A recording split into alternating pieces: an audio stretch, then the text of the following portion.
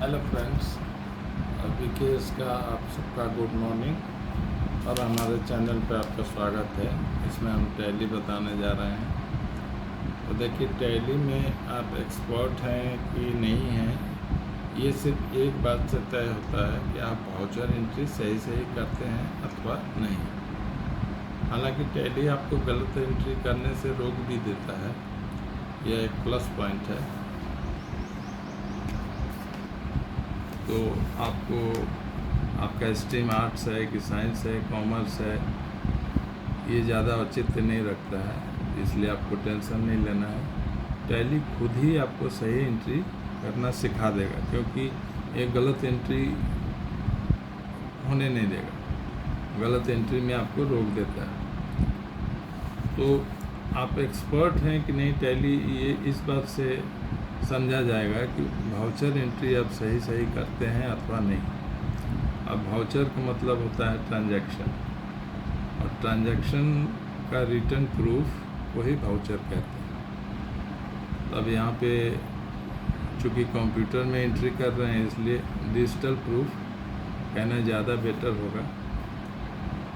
अब यहाँ पे वर्ड आ गया ट्रांजैक्शन, इसको समझना होगा। तो देखिए, कोई भी टेक्निकल वर्ड हो किसी भी सब्जेक्ट का, अगर उसका सही मीनिंग समझना है तो हमें रियल लाइफ के सिनेरियो को ज़्यादा ध्यान रखना होगा। या तो रियल लाइफ के सिनेरियो को ठीक से ऑब्जर्व करें तो सारी बातें समझ में आ जाती हैं। अब जैसे ट्रांजैक्शन को समझना है, तो ट्रांजैक्शन का मतलब होता है दो पार्टी के बीच में होने वाला लेन देन, जिसमें इक्वल वैल्यू का ट्रांसफ़र होता है परस्पर दोनों के बीच में। ठीक है, या तो रियल लाइफ में जो भी सिनेरियो या घटना घटती है उसको ऑब्जर्व करें, या खुद से एक्सपेरिमेंट करें, तो आपको ये बात आसानी से समझ में आ जाएगी। जैसे आप एक ट्रांजैक्शन करने के लिए आप क्या कीजिए कि आप दुकान चले जाइए, वहाँ से एक कोल्ड ड्रिंक खरीद के लाइए, तो पता चलेगा कि एक ट्रांजैक्शन आपने कर दिया। कैसे आपने दुकानदार को 100 रुपये दिए और उससे एक कोल्ड ड्रिंक का बोतल लेके आ गए। अब देखिए, इस ट्रांजैक्शन को दुकानदार कैसे एंट्री करेगा, वो अपने वाउचर एंट्री में क्या करेगा कि कैश के लेजर को डेबिट कर देगा, क्योंकि उसके पास जो कैश आया और उसने कैश लेजर में बढ़ोतरी दिखा दी। मतलब कैश जब आता है या बढ़ जाता है तो उसको डेबिट कर देते हैं, ठीक है। और कैश अगर घट जाएगा आपके पास से तो कैश को क्रेडिट कर देते हैं। वैसे भी कैश जो है एक तरह का एसेट है, संपत्ति है, और संपत्ति या तो आता है या चला जाता है। अब लक्ष्मी अगर कैश के रूप में आ गई तो कैश के लेजर को डेबिट कर दीजिए। अगर चेक के रूप में आ गई तो अपने बैंक के लेजर को डेबिट कर दीजिए। मतलब हर हाल में अगर आपकी संपत्ति में बढ़ोतरी हो रही है तो उसको डेबिट कर दीजिए, ठीक है। और अगर संपत्ति घट रहा है, कैश घट रहा है या बैंक का पैसा घट रहा है, तो उसको क्रेडिट कर दीजिए। तो कैश लेजर जब डेबिट हो गया या उसमें इंक्रीमेंट हो गया, तो सवाल है कि कैश जब बढ़ गया, किसी का भी, दुकानदार का, ऑफिस का, शोरूम का, बड़े बड़े कंपनी का कैश बढ़ेगा तो कैश को डेबिट कर देगा। तो लेकिन ट्रांजैक्शन में तो दो पार्टी होता है, एक डेबिट होता है, एक क्रेडिट होता है। तो ठीक है, कैश को तो डेबिट कर दिया, क्रेडिट कौन होगा? तो क्रेडिट होगा क्या? कैश आखिर आया कहाँ से? हवा में तो उड़ के नहीं आया, किसी ने दिया होगा। कौन देता है? दुनिया में रियल लाइफ में देखिएगा, ध्यान देके, कैश जब भी आएगा हमारे पास किसी न किसी कस्टमर के थ्रू आता है। छोटा दुकानदार है तो भी कस्टमर आके पैसा देगा। अब अंबानी का कोई बड़ा प्रोजेक्ट है तो उसमें भी कस्टमर ही पैसा देता है। कोई स्टील फैक्ट्री है, किसी भी तरह का फैक्ट्री है, वहाँ भी देखिएगा बेच के कस्टमर के थ्रू ही पैसा आता है। यानी पैसा जब भी आएगा कस्टमर के थ्रू आएगा। तो यहाँ जो आप दुकान से लेके आए कोल्ड ड्रिंक, तो कस्टमर आप थे, आपको क्रेडिट कर दिया जाएगा। ठीक है।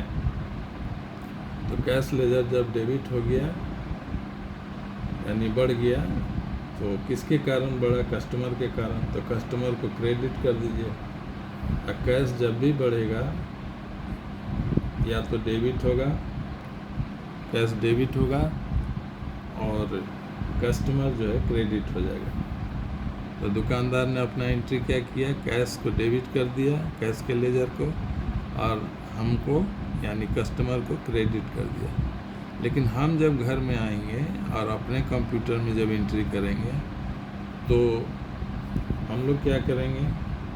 चूँकि दुकानदार के लिए ये रिसिप्ट का एंट्री था, उसके पास रिसीव हुआ है, इसलिए उसने कैश को डेबिट किया और हमारा पैसा जो है घट गया, तो हम लोग कैश को क्रेडिट करेंगे और हमारे लिए एंट्री पेमेंट का होगा, क्योंकि हम दुकान में पेमेंट करके आए, तो हमारा कैश घट गया, तो हम लोग कैश को क्रेडिट कर देंगे। यानी पेमेंट का केस में कैश क्रेडिट होगा, और अगर रिसीविंग का केस है, जैसे दुकानदार के लिए रिसीविंग का केस था, तो उसने कैश को डेबिट किया और हमें क्रेडिट किया। हम जब घर में एंट्री करेंगे तो हम अपने कैश को क्रेडिट कर देंगे और डेबिट दुकानदार को करेंगे, ठीक है। अब इसका एंट्री देखिए, यहाँ आप जाएंगे अकाउंटिंग वाउचर में, यहाँ क्लिक किए, ये आ गया आपका पेमेंट का एंट्री। मान लीजिए हम उसको पेमेंट किए, तो हम लोग एंट्री करेंगे, यहाँ सेल्समैन को डेबिट करेंगे। अब चूँकि डेबिट क्रेडिट नहीं दिखा रहा है, इसको यहाँ सिंगल एंट्री किया हुआ है, यहाँ पे कहना पड़ेगा कि ये डबल एंट्री है। देखिए डाटा फील्ड, इसकी पेमेंट, यहाँ देखिए डेबिट क्रेडिट यस कर दीजिए, ठीक है। तो अब डेबिट क्रेडिट आने लगेगा। अभी यहाँ नहीं आया है, फिर जाएंगे कॉन्फ़िगर में, यहाँ सिंगल मोड किया हुआ है, इसको डबल मोड करना है, नो करना है। अमेरिका में सिंगल मोड चलता है, इंडिया में डबल मोड। अब आ गया डेबिट क्रेडिट। अब देखिए पेमेंट का एंट्री, चूँकि हम दुकान में पेमेंट करके आए हैं, तो हम लोग डेबिट करेंगे दुकानदार को, तो अल्ट सी करके दुकानदार का लेजर बना लेंगे। दुकानदार का लेजर होगा शॉपकीपर, ठीक है। इसका ग्रुप कर दीजिए सन्ड्री क्रेडिटर, उस पर बाद में चर्चा करेंगे।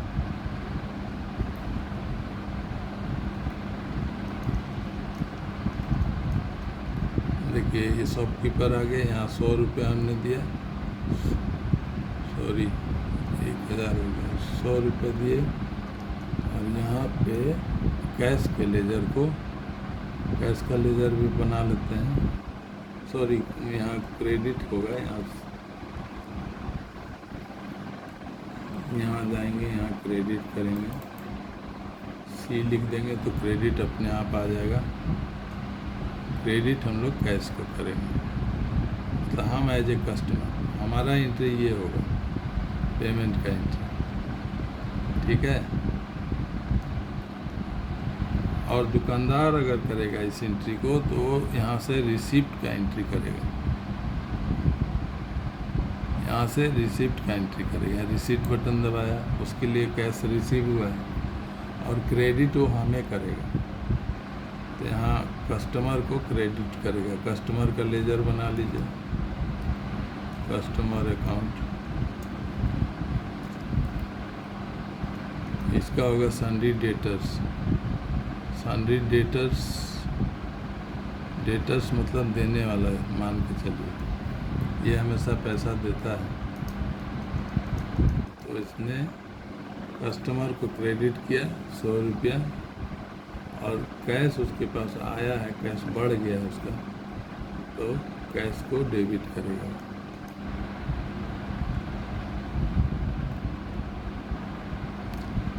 ठीक है।